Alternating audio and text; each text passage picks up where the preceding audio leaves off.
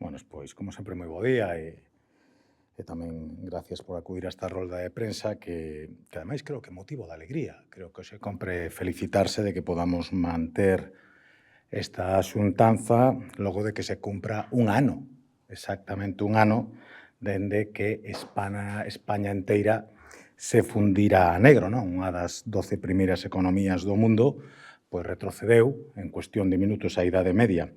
Pero debemos estar satisfeitos porque nos dicen dende o Goberno Central que un ano despois isto non se repetiu, aínda que tamén é certo que pasados os 365 días absolutamente ninguén asumiu todavía algunha responsabilidade política por ter levado a España enteira ao medievo. Pero unha vez felicitados todos por este tema, pois creo que podemos abordar o relativo ao pleno no que, como creo que xa saben, se produce unha variación con respecto ao momento en que se sustanciarán as preguntas ao presidente. Igual que aconteceu na pasada sesión, volverán a ser o martes debido, pois neste caso, á súa asistencia ao Comité Europeo das Rexións, que terá lugar os vindeiros 6 e 7 de maio, e dos que o presidente Rueda é vicepresidente. Esta é unha mostra máis, a nos entender, da normalidade política da que xa é exemplo Galicia e do que entendemos como respeto institucional ao que tantas veces facemos alusión, sobre todo se contrapoñemos esta maneira de actuar co que acontece no Goberno Central. Aquí hai un presidente que non vai a eludir as súas responsabilidades e que, polo tanto, posibilita, pleno tras pleno, que os grupos da oposición pois podan exercer con normalidade o seu labor, algo certamente infrecuente cando se trasladan estas circunstancias ao Goberno de Estado. As iniciativas do Grupo Popular afondan en temas que consideramos prioritarios para as galegas e os galegos, como son a vivenda, a sanidade ou a educación.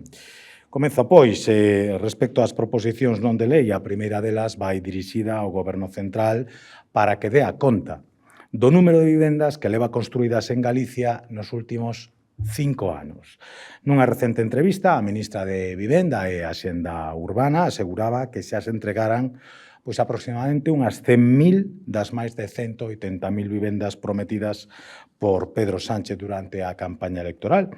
E esta afirmación contrasta coa realidade que perciben os cidadáns e por iso queremos saber, no caso concreto de Galicia, onde están esas vivendas e cando se fixo a entrega de chaves aos seus propietarios ou adxudicatarios.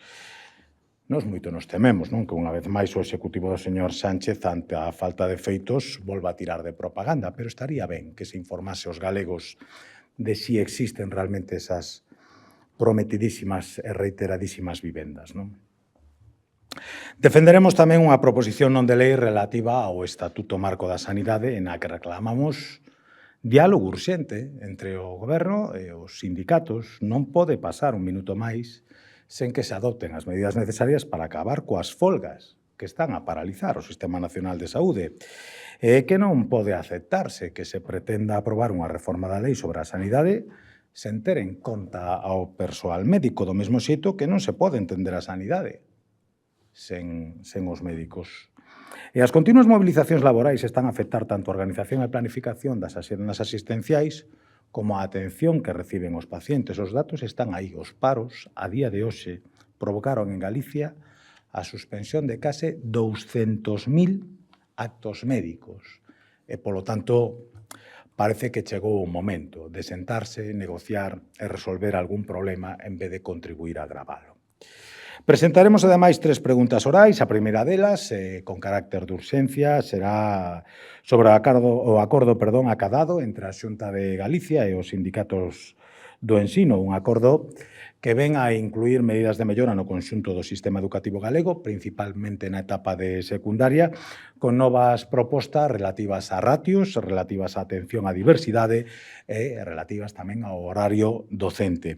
E coa previsión de comenzar a aplicación destas medidas o vindeiro curso xa a partir do mes de setembro. Preguntaremos tamén, ímonos interesar pola educación entre os 0 e os 3 anos, neste senso, e concretamente, pola negativa do Goberno do señor Sánchez a financiar a gratuidade nesta franxa de idade. é que do seu anuncio de poñer en marcha para o vindeiro curso un programa de gratuidade para garantir o acceso á educación infantil, ninguén sabe nada. Un programa que se avanzaba iba a estar aprobado e publicado en xaneiro deste mesmo ano, e nada de nada. E vemos coa vivenda e tamén coa educación. Máis e máis promesas incumpridas, máis e máis retrasos e ningunha soa medida efectiva que os galegos poidan beneficiarse. E, por último, preguntaremos sobre a repercusión das melloras das relacións sociais e laborais tras a aprobación do novo decreto que institucionaliza o diálogo social en Galicia e, unha norma que pretende potenciar a mesa do diálogo como unha ferramenta estratéxica para abordar cuestións de calado, como pode ser a prevención dos riscos laborais, o absentismo injustificado ou a igualdade e o benestar laboral. Estas son as cuestións que imos levar, ademais de aclarar que se vai ter lugar a comparecencia da conselleira de Economía e Industria para avanzar sobre todas as situacións relacionadas coa súa consellería. E pola miña banda, máis nada, quedará a vosa disposición para calquera aclaración ou pregunta sobre este tema ou sobre calquera outro que consideredes do voso interese.